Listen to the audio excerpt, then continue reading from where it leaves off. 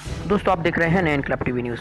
ये वीडियो ठाकुरपाड़ा की स्वास्तिक बिल्डिंग का है, जिसके मुख्य द्वार की ज़मीन आज 9:30 बजे धंस गई, जिसकी वजह से वहाँ पर काफ़ी हंगामा हुआ। आपको बता दें कि ये 9 मंजिला बिल्डिंग है और इसमें कुल 74 टेनेंट्स हैं। इस हादसे की वजह उस नाले को बताया जा रहा है जो इस बिल्डिंग से लगकर है।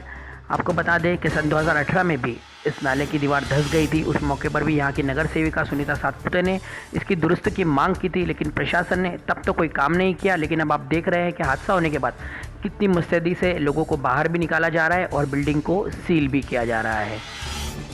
इस मौके पर मनपा आयुक्त सागर सालुंखे, एग्जीक्यूटिव इंजीनियर धनंजय गोसावी, उनके अलावा फायर ब्रिगेड के संतोष कदम साहब मौजूद थे, जिन्होंने मौके पर पहुंचकर लोगों को बाहर निकाला। खैर, प्रशासन इतनी सतर्कता से यहाँ पहुंच गया। अगर 2017, 18, 19, 20 और 21 इन सालों के दरमियान बारिश के दरमियान ये काम कर लिया जाता तो शायद आज इन लोगों के बेघर होने की नौबत नहीं आती। प्रशासन क्या कर रहा है ये भी सोचने की बात है। और दूसरी तरफ ये सवाल मुंह उठाए खड़ा है कि आखिर ये 74 टेनेंट्स कहाँ जाएंगे। इसके साथ ही दूसरी खबर ये है कि इसी परिसर की कोकन कॉम्प्लेक्स को भी सील कर दिया गया है, क्योंकि उसके साथ भी कुछ इसी तरह का ज़मीन धंसने का हादसा पेश आया था। तो आखिर प्रशासन तब क्यों सतर्क नहीं होता जब खतरा दस्तक दे रहा होता है। खतरा पूरी तरह से जब सर पर आकर बैठ जाता है तब प्रशासन जागरूक होता है, उसके बाद लोगों को बाहर निकाल दिया जाता है। तो आखिर कब तक मनपा इन लोगों को शिफ्ट करती रहेगी, कब तक उन्हें ट्रांजिट कैंप जैसी बिल्डिंगों में घर देती रहेगी, कब तक इनका ये काम चलता रहेगा, ये भी एक सवाल है। कैसी हंगामा आ रही वो हम आपको बताएंगे।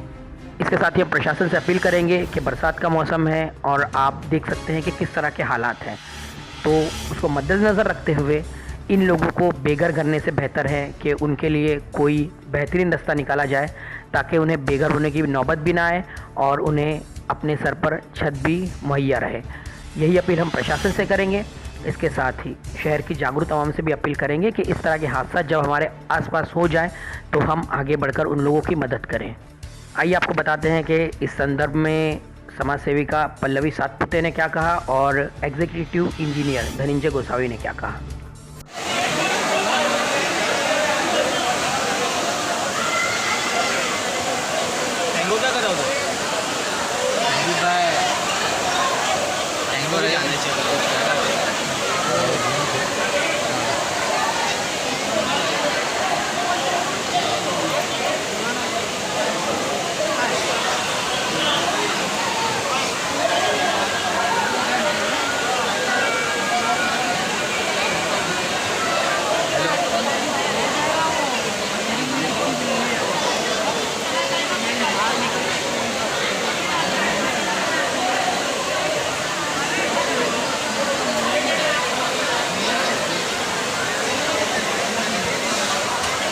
बिल्डिंग के ऊपर का दीवार है।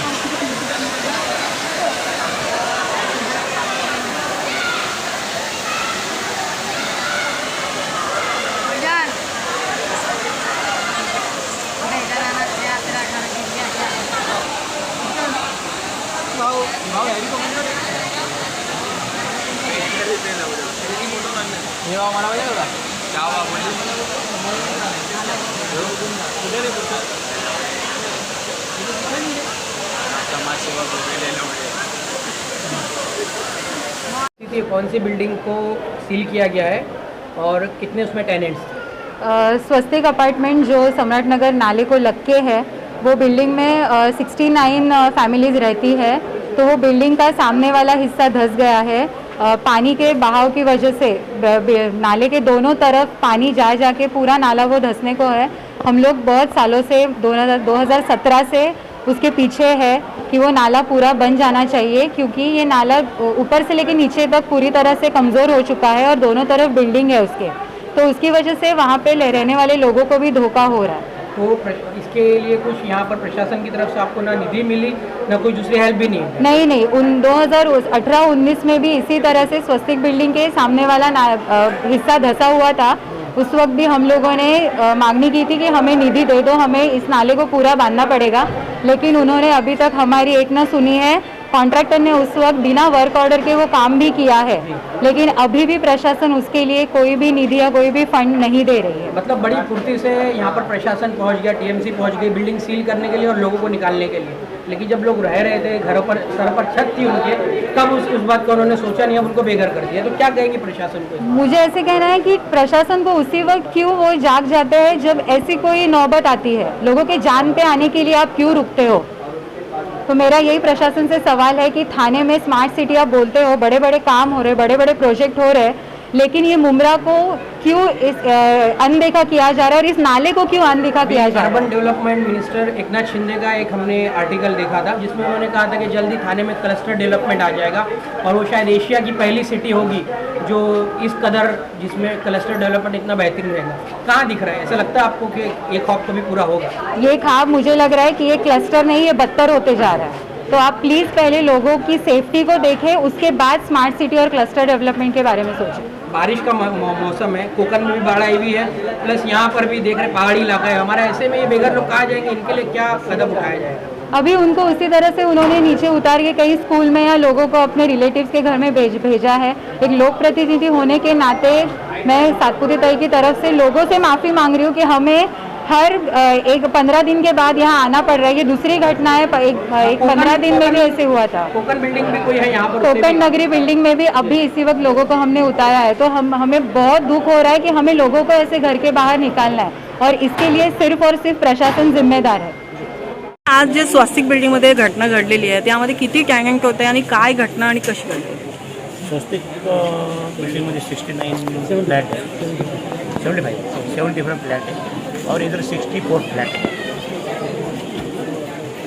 सर आता म्हणजे कसं पूर्ण कशी झाली घटना, काय घडलं होतं आणि ह्या लोकांना कुठे म्हणजे आता नाल्याच्या बाजूला नाल्याची भिंतीच्या फाउंडेशनमधून पाणी बिल्डिंगच्या फाउंडेशनमध्ये घुसल्यामुळं बिल्डिंगच्या फाउंडेशनमध्ये माती बाहेर आल्यानं ही प्रिंट पोर्शन आहे तो तिचा लूज झाल्यामुळं ते खाली खचलेलं आहे आणि त्या खचलेल्या पोर्शनमध्ये एवढा खचला की ते प्रिंट त्याची फाउंडेशन पूर्ण ओपन झालेली आहे। आता काही करून ते फाउंडेशनपर्यंत त्याला आपल्याला भरणं गरजेचं आहे, म्हणून त्याला सध्या आम्ही प्रोटेक्शन म्हणून पत्थर सोलिंग जो पार्ट आहे तो सोलिंगचा पार्ट करत आहोत आणि उद्या सकाळी नंतर त्याच्यावरती प्लम कॉन्क्रीट टाकून तो पोर्शन शेपमध्ये केला जातो। सर याच्या बाजूला पण जी बिल्डिंग आहे दुसरी सेम कंडिशन आहे त्यामध्ये की नाल्यामधूनच त्याचं खालचा जो बेस आहे ना, नाला आणि हार्ड रॉक जो आमचा रेस्ट झालेला आहे त्याच्यामधून खालून पूर्णपणे ते पोकळ झाल्यामुळं इरोजन झालेलं आहे नाल्याचं प्रेशर, एवढा प्रेशर आहे प्रचंड घाण्यासाठी आहे त्या पाण्याला।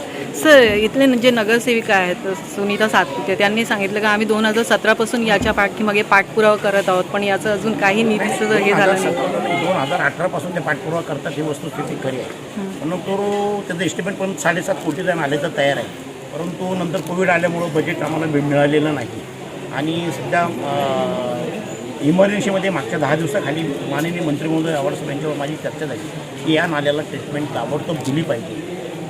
म्हणजे साधारणपणे मी मागच्या रविवारी म्हणजे आज 12 तो पण होता सोबत, तर मी सांगितलं की हा नाला खूप डेंजर झालेला आहे आणि ह्याला ट्रीटमेंट करणं गरजेचं आणि ह्याला पैसे लागतील। साहेबांनी ताबडतोब सांगितलं की किती लागतील, एक रिपेअर जरी झाला तरी 1.5 कोटी लागतील आणि साहेबांनी आता आम्हाला बजेट देणे आता काय बोलले मी बजेट देत जबाबदारी आता आपल्याला त्याला प्रोसिजर जे आहे आपल्याला ती मंजूर करायला लागेल। आता जे इथले टॅनंट आहेत त्यांना कुठे राहण्यासाठी आता सोय केली? शाळेमध्ये सोय केलेली आहे मार्केटच्या आणि ती थोडीफार कमी पडत असेल तर सामान्य नगरसेवक मोरेश्वर किने साहेब हे बोलले की माझा हॉल आहे लग्नाचा, त्या लग्नाच्या हॉलमध्ये सुद्धा त्यांनी तयारी दर्शवलेली आहे।